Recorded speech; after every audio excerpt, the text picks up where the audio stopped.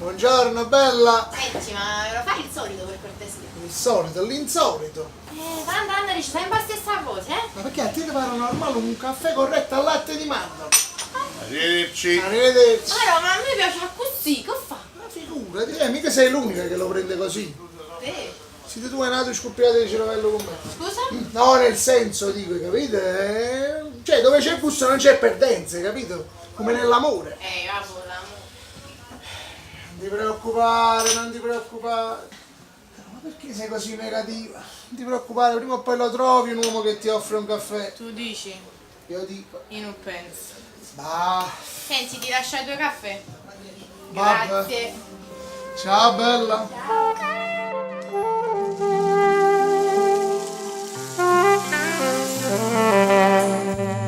Ciao.